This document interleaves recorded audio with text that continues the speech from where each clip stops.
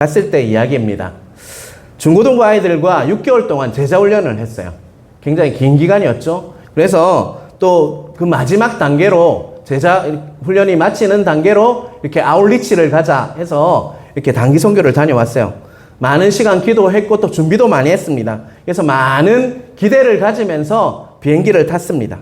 뭔가 선교사님들에게 이렇게 도움이 되고 또 우리가 위로가 되겠지 하는 그런 막연한 기대를 가지고 그곳을 갔는데요. 그곳에는 정말 캄보디아에는 많은 선교사님들이 계셨습니다.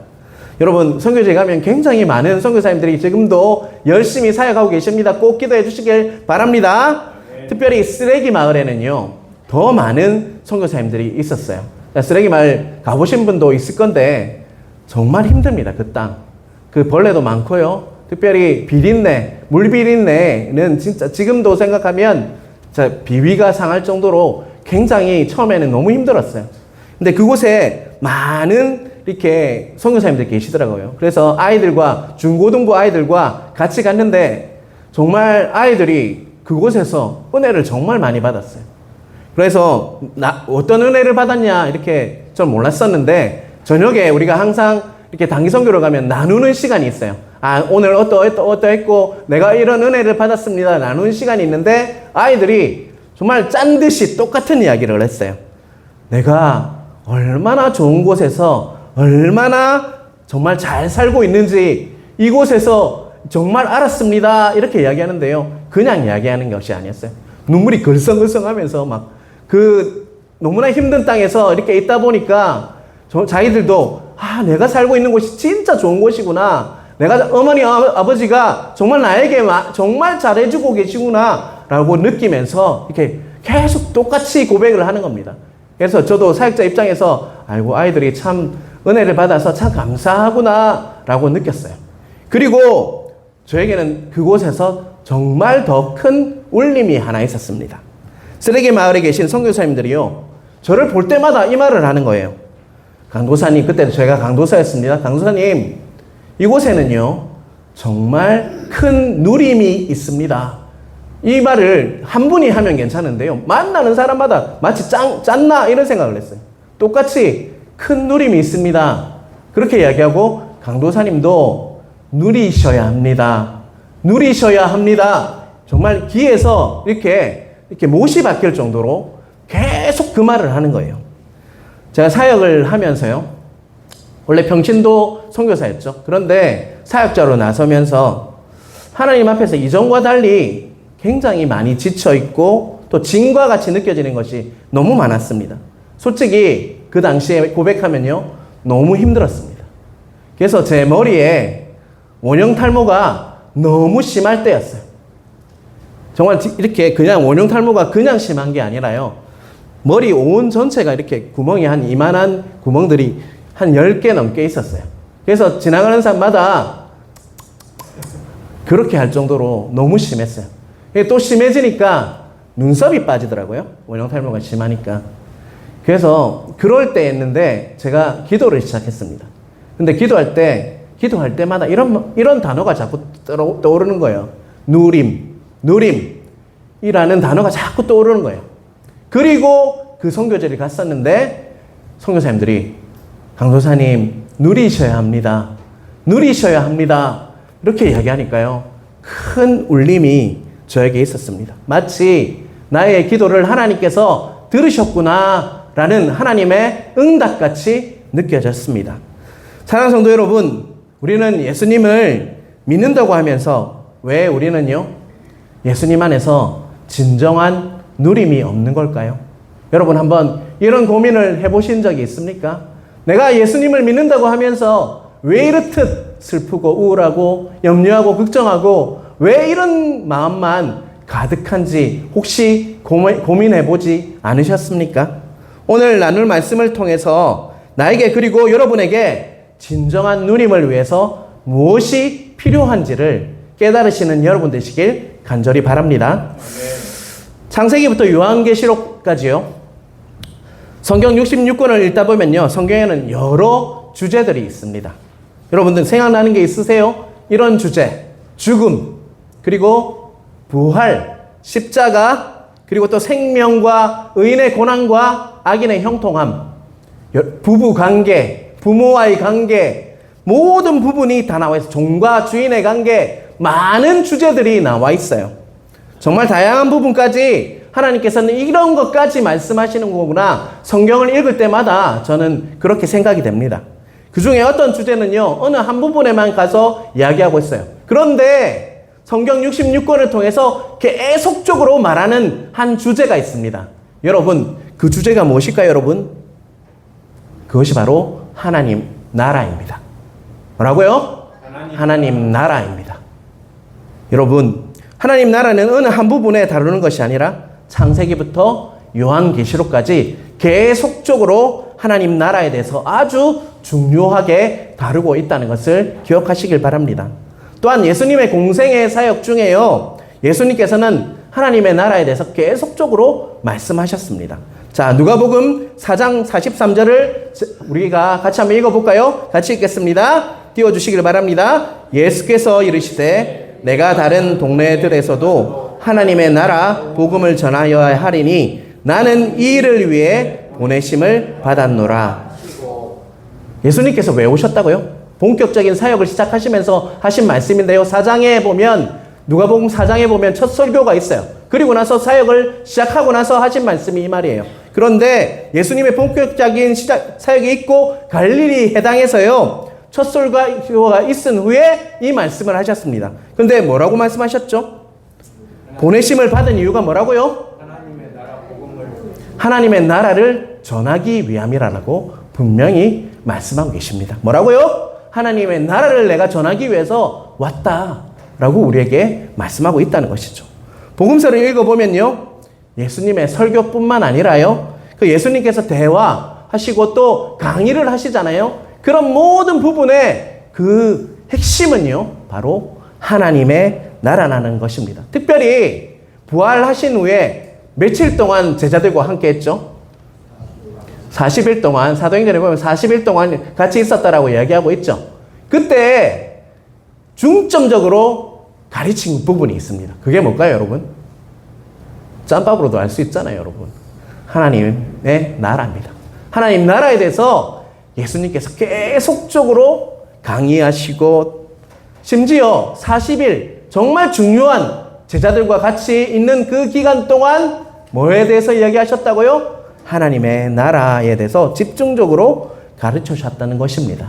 사랑하는 성도 여러분, 그렇다면 왜 예수님께서는 하나님의 나라에 대해서 계속적으로 가르치시고 말씀하셨을까요? 그 이유가 뭘까요, 여러분? 왜 그럴까요, 여러분? 한번 이야기를 해보십시오, 여러분. 첫째는요, 하나님 나라가 뭐하기 때문입니까? 중요하기 때문이죠. 당연히 너무 중요하기 때문에 말씀하고 계시다는 것이죠. 둘째는요, 예수님께서 그렇게 계속적으로 말씀하시고 강조하시고 반복했는데도 불구하고 유대인뿐만 아니라 심지어 제자들조차도 어떻게 했다는 거예요?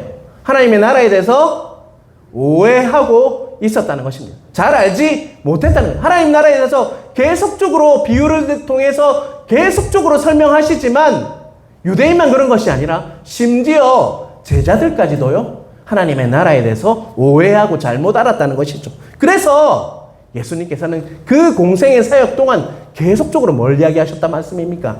하나님의 나라에 대해서 말씀하셨다는 것입니다. 그런데 흥미로운 것은요, 그 당시 유대인과 제자들뿐만 아니라요, 지금 2024년을 살고 있는 우리도 하나님의 나라에 대해서 어떻게 하고 있다는 거예요? 잘 알지도 못하고요, 또 오해하고 있는 부분이 너무 많다는 것입니다.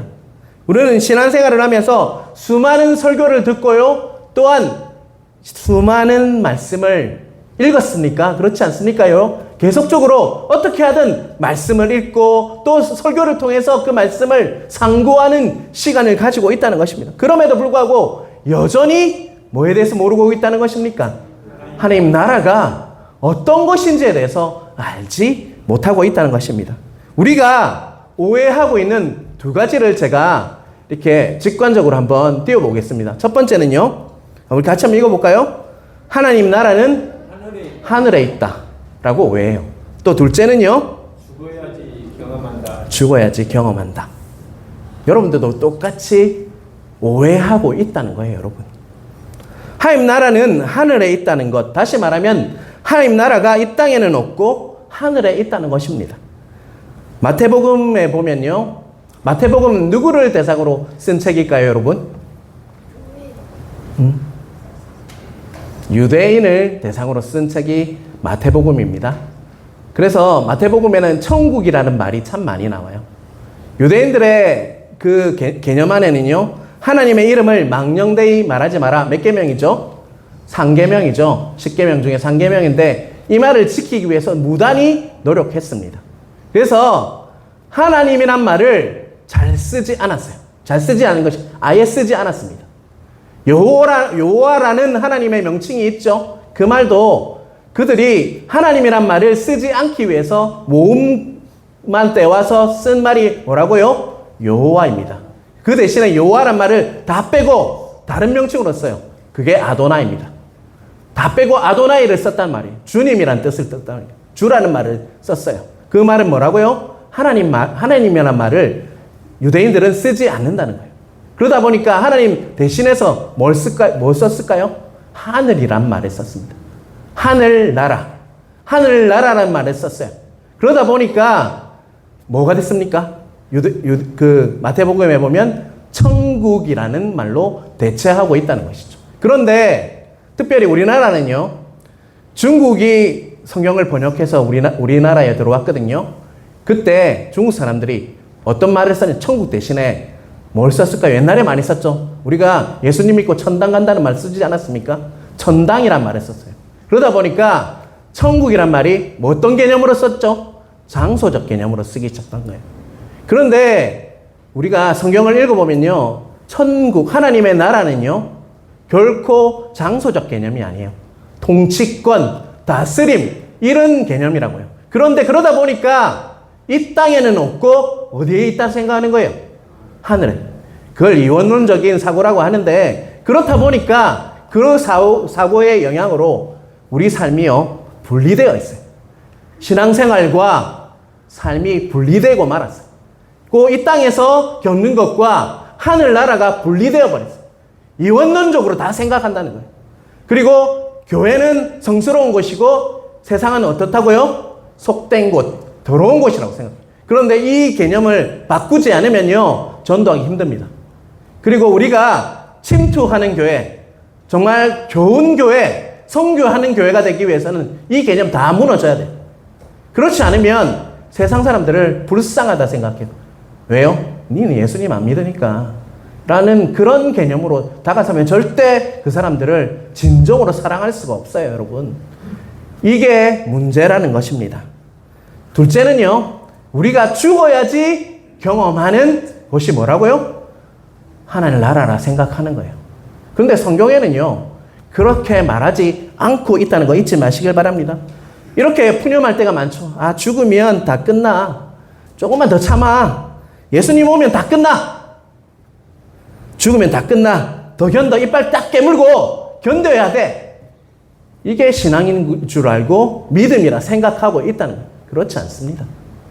우리는요, 이 땅에서도 온전히 누림받으라고 하나님께서 예수 그리스도를 통해서 하나님의 형상으로 회복하고 계시고, 이 땅에서도 우리는요, 많은 것들을 누리며 살아가야 할 존재로 우리를 불러주셨다는 거예요. 그렇게 살아야지 우리가 영향력 있는 그리스도인이 될 수 있다는 거 잊지 마시길 바랍니다. 그냥 이 땅은 잠시 머물렀다가 사는 그런 땅이 아니에요. 천국 가기 전에 대기실, 아니면 천국 기차, 구원열차 타기 전에 역 대합실 정도로 여겨서는 안 된다는 것입니다, 여러분. 우리는요, 이 땅에서도 우리가 찬양했잖아요. 예수님과 동행하기 때문에 내가 어느 곳에 있건 뭐가 되어야 됩니까? 하나님 나라가 임하는 것들을 경험하면서 살아가야지 진짜 신앙이라는 거 꼭 기억하시길 바랍니다. 여러분, 이것을 깨닫지 않으면요, 우리가 늘 염려하고 걱정하고 두려워하고 그런 신앙에 머물러 있을 수밖에 없어요. 하나님 나라는 그냥 하늘나라에서 누릴 수 있는 것이 아니고 이 땅에서도 온전히 예수님이 나와 동행하시기 때문에 누릴 수 있는 곳이라는 개념을 잡으시길 바랍니다. 자, 사랑하는 성도 여러분, 그렇다면 하나님 나라는 어디 있느냐 궁금해하는데 궁금하십니까? 자, 오늘 읽었던 누가복음 17장 20절과 21절을 한번 다시 보겠습니다. 자, 같이 읽겠습니다. 바리새인들이 하나님의 나라가 어느 때에 임하나이까 묻거늘 예수께서 대답하여 이르시되 하나님의 나라는 볼 수 있게 임하는 것이 아니요. 21절 같이 읽겠습니다. 또 여기 있다 저기 있다고도 못하리니 하나님의 나라는 너희 안에 있느니라. 아멘.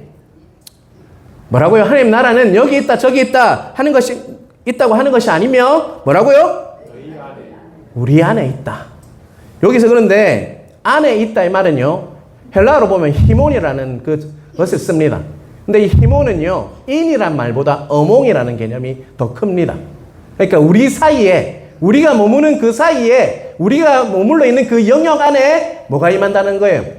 하나님 나라가. 물론 내 안에 계시죠. 그런데 더 큰 의미로는 보았을 때는 우리가 정말 예수 믿는 사람들이 머물러 있는 그 사이에 어몽, 그 영역 안에 뭐가 임한다는 거예요? 하나님 나라가 임하게 되어 있는 것이 예수님께서 말씀하신 하나님의 개념이란, 하나님 나라의 개념이라는 거 잊지 마시길 바랍니다.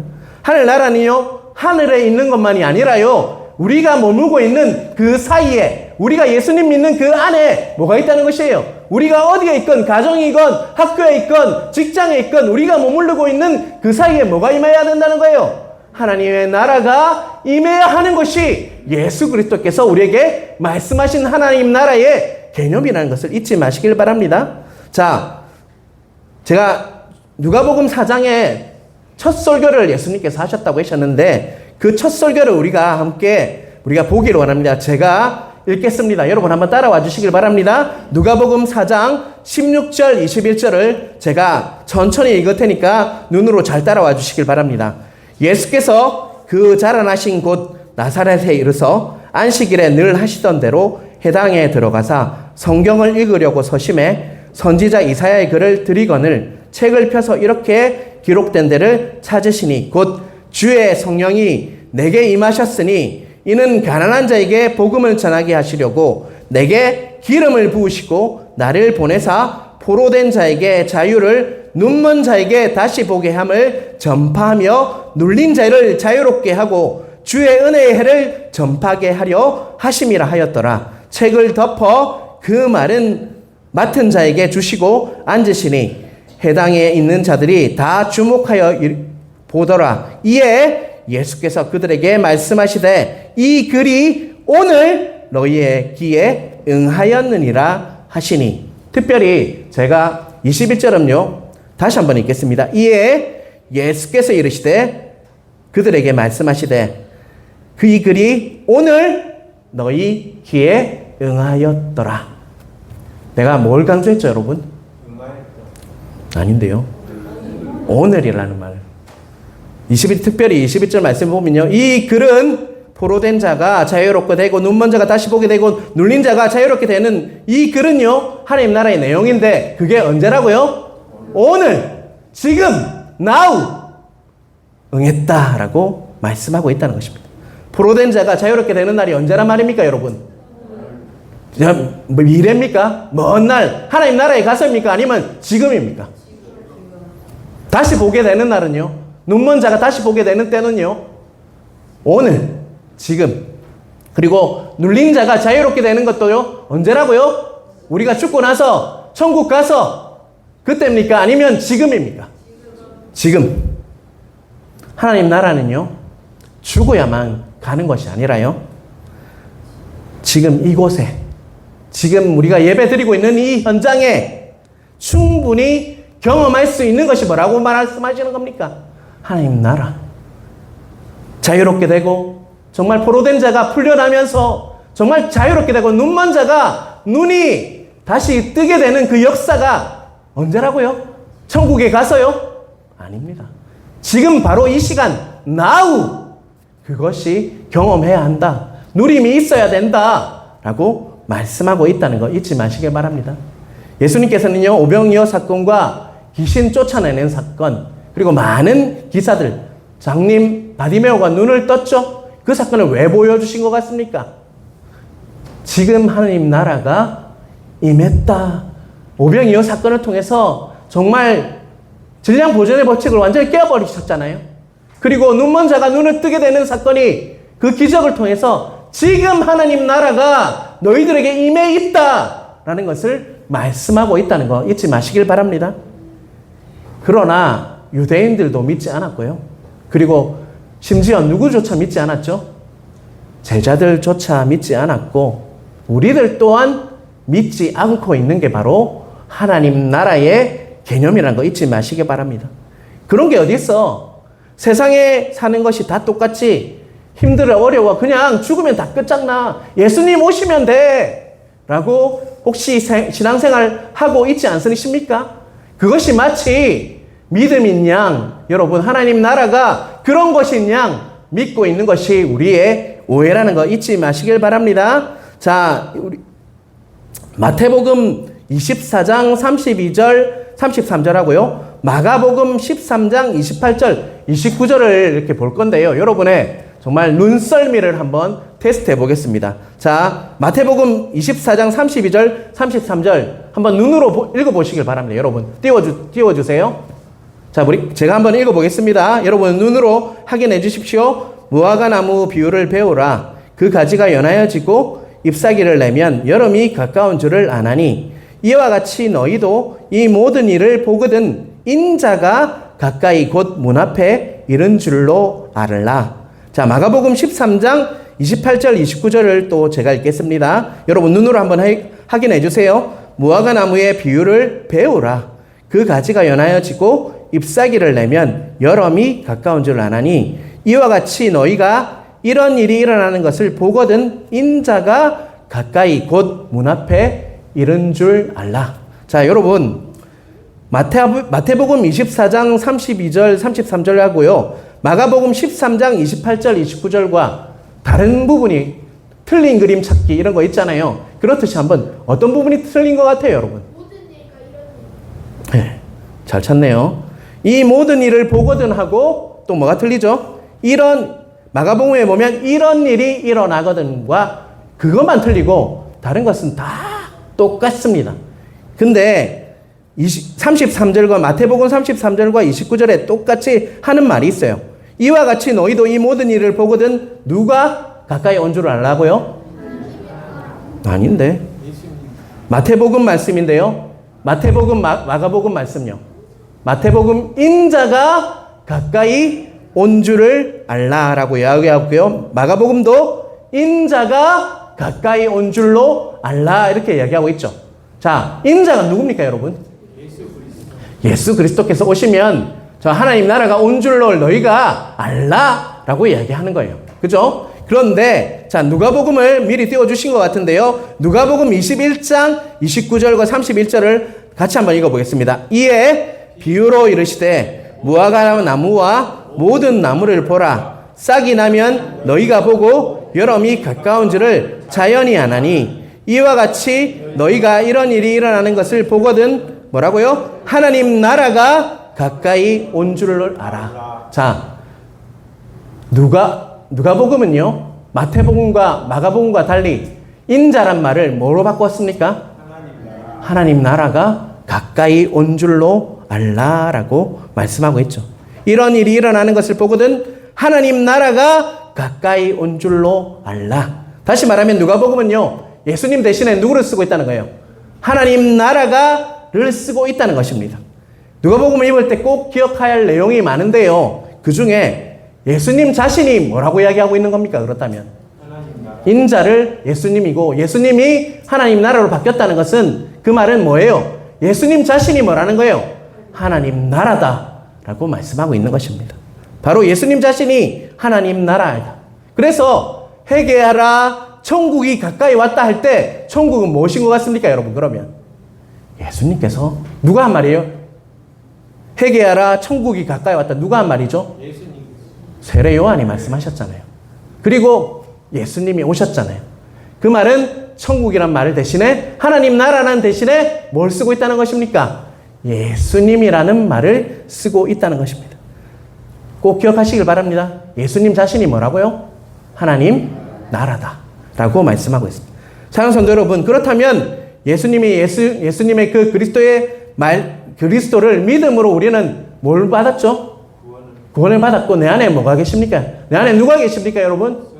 성령 하나님. 예수님의 영이 같이 하고 계십니까, 여러분? 예수 그리스도가 내 안에 살고 계십니까? 살아 계십니까?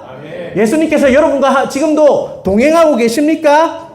그렇다면 하나님 나라는 어디 있습니까, 여러분? 하나님 나라는 어디 있는데요, 여러분? 어디 있는데요, 여러분?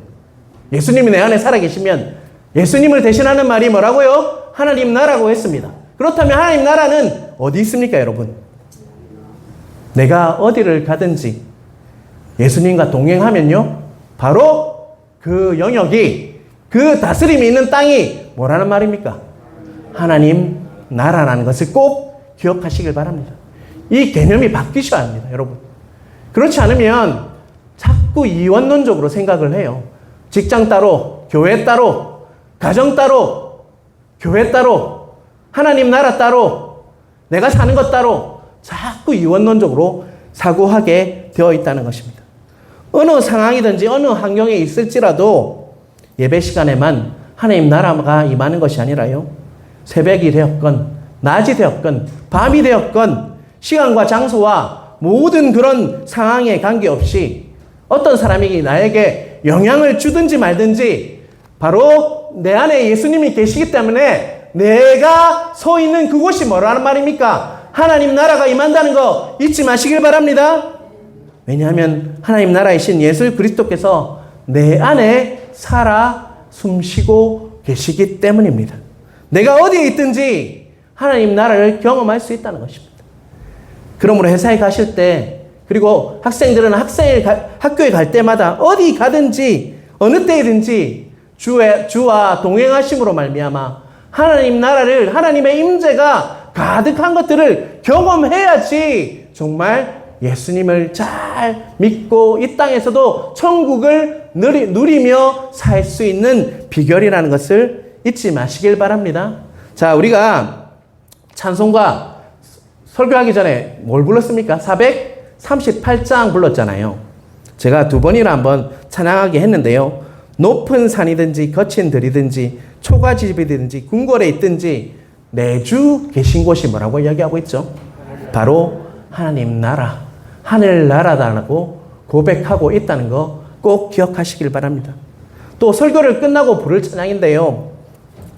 태산을 넘어 홍국을 가도 빛 가운데 걸어갈 수 있는 것은요, 후렴 부분에 뭐 때문이라고 이야기하고 있죠?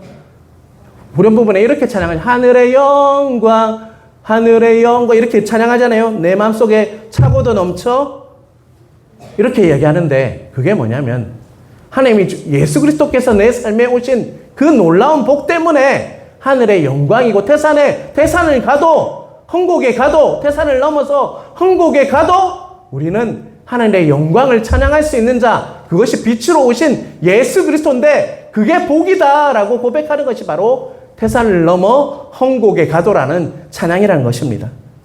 우리 삶의 어떤 복보다 귀한 복은 뭔 것 같습니까, 여러분? 여러분 한번 고백해 보시길 바랍니다. 어떤 복보다 귀한 복은 뭡니까, 여러분? 예수님 믿고 내 안에 예수님께서 오신 거잖아요. 그죠? 그걸 인정하십니까? 어떤 복보다 귀한 것은요, 예수님 믿고 내 안에 내 예수 그리스도의 영이 살아서 움직이시고 함께 동행하는 것, 모든 것들을 가르쳐 주시고 동행하시는 그 은혜가 우리에게 있다는 것이 가장 큰 복이 아닙니까, 여러분? 그렇지 않습니까? 네. 자, 에베소서 1장 3절을 큰 소리로 한번 읽어보겠습니다. 자, 띄워주시길 바랍니다. 찬송하리로다. 하나님 곧 우리 주 예수 그리스도의 아버지께서 그리스도 안에서 하늘에 속한 모든 신령한 복을 우리에게 주시되. 자, 맨 끝에 모든 신령한 복을 주시되라고 되어 있잖아요. 이 말은요, 주실 것이다라고 미래를 말하는 것이 아니에요. 이미 뭐 했다는 거예요? 모든 신령한 복을 이미 주셨다라고 라고 말씀하고 있는 겁니다. 뭐라고요? 이미 모든 신령한 복을 여러분에게 뭐 했다고요? 주셨다. 그걸 믿으십니까? 아멘이십니까? 내가 이 땅에 그리스도인으로 하나님의 자녀로 살아갈 때 하늘에 속한 모든 신령한 복을 한 가지도 빠짐없이 여러분에게 이미 주셨다라고 말씀하고 계시다는 그 말씀을 믿으십니까? 사랑하는 성도 여러분, 이 말씀을 깨닫기 시작하면요, 기도가 달라진다는 거예요. 우리는 늘 그런데 복을 구합니다. 왜냐하면 우리가 가진 문제의 원인이 뭐냐면요, 복이 부족해서, 나에게 복이 부족해서 이렇게 사는 거다, 이렇게 힘든 거다 라고 그렇게 살고 있어요. 그래서 우리는 늘 기도할 때마다 뭘 구하죠? 복 주십시오. 복 주십시오. 계속 구하고 있다는 것이에요. 그러나 그게 에베소서 1장 3절의 말씀에 의하면 그 신령한 모든 복을 이미 뭐 했다고 여러분은? 다 받으셨다. 주셨다는 것은 다 받았다는 거예요. 우리의 각자 문제의 원인은요, 이미 그 주신 복을 쌓아놓고 쓰지 않고 그냥 그 복을 누리지 못한 채 살고 있는 게 문제지 복의 문제가 아니라고요. 복 주십시오. 그게 우리 신앙의 그게 원인이 아니라 이미 주신 그 복을 누리면서 사는 것이 바로 우리 신앙이어야 한다는 거 잊지 마시길 바랍니다. 복 주세요, 복 주세요 하다 보니까 복을 쌓아놓고 온전히 누리지 못한 채 우리는 살고 있다는 게 우리 신앙생활의 문제라는 걸 꼭 기억하시기 바랍니다. 이미 예수 그리스도께서는 무한하신 그 예수 그리스도님, 복의 근원 되시는 하나님께서는요, 우리에게 이미 하나님의 그 신령한 모든 복을 다 주셨다는 거 믿으시길 바랍니다. 찬송가 429장, 오늘 찬송가 되게 이야기 많이 하는데요, 제가 오늘 말씀을 준비하면서 찬송가들을 보게 되더라고요. 자, 한번 띄워보시기, 가사를 한번 읽어볼까요? 세상 모든 풍파나를 흔들어 약한 마음 낙심하게 될 때에 내려주신 복을 세어보아라. 주의 크신 복을 내가 알리라. 받은 복을 세어보아라. 크신 복을 내가 알리라. 받은 복을 세어보아라. 주의 크신 복을 내가 알리라. 아멘이십니까? 네. 근데요, 제가 이 찬송가는 3절까지만 있어요. 제가 4절이 있다면 후렴구를 좀 고쳤으면 좋겠어요. 이건 내 생각이니까 여러분 그냥 받아들이길 바랍니다. 받은 복을 세어보라. 세우기만 하면 뭐합니까? 뭐 해야 될 것 같습니까? 누려야 되죠. 그래서 받은 복을 누려보아라. 받은 복을 누려보아라. 이렇게 고쳤으면 좋겠어요. 우리가 신앙생활이 정말 기쁨과 감사가 넘치기 위해서는요, 받은 복을 세고만 있는 게 아니라 어떻게 해야 될까요? 누려야 됩니다. 그 크신 만복의 근원 되시는 예수 그리스도께서 내 안에 계시다는 그것만으로도 그 복을 누리면서 살 수 있어야지 진정한 하나님 나라를 이 땅에서 누리며 살 수 있다는 것을 잊지 마시길 바랍니다. 여러분, 제가 안도사 때 원형 탈모가 오고 이런 거는요, 내 신앙이 잘못됐기 때문이라고 저는 인정합니다.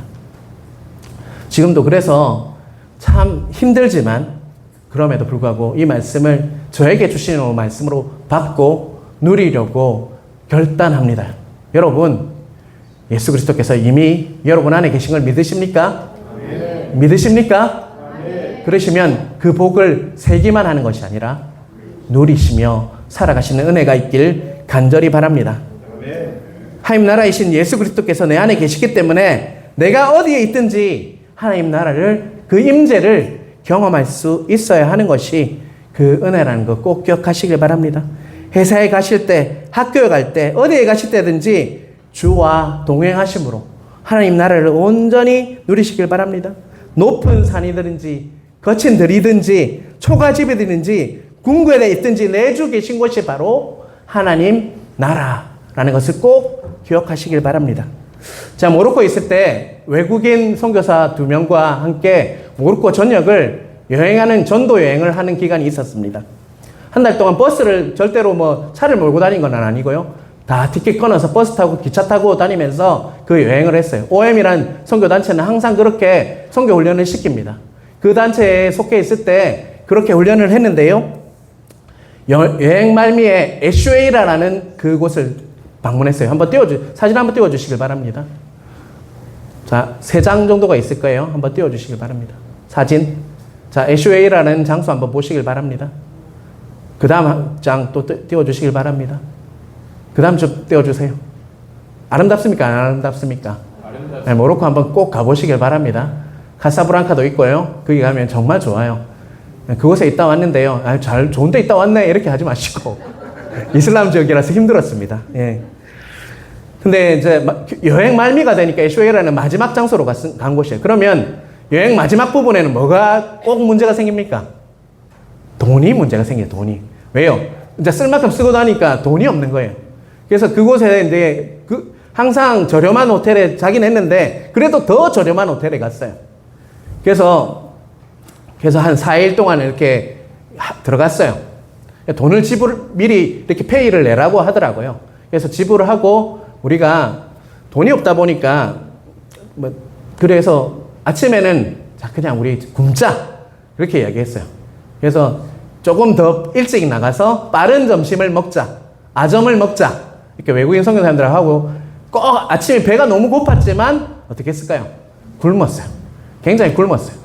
그리고 나서 아침 한 11시쯤에 나가서 뭘 했을까요? 점심을 든든히 먹었습니다. 계속 한 3일 동안 계속 든든한 점심을 먹었어요. 근데요, 3일 이렇게 그 다음날 이제 나가는 날이잖아요. 근데 3일 정도 지났을 때 그 호텔 주인이 우리를 막 부르는 거예요.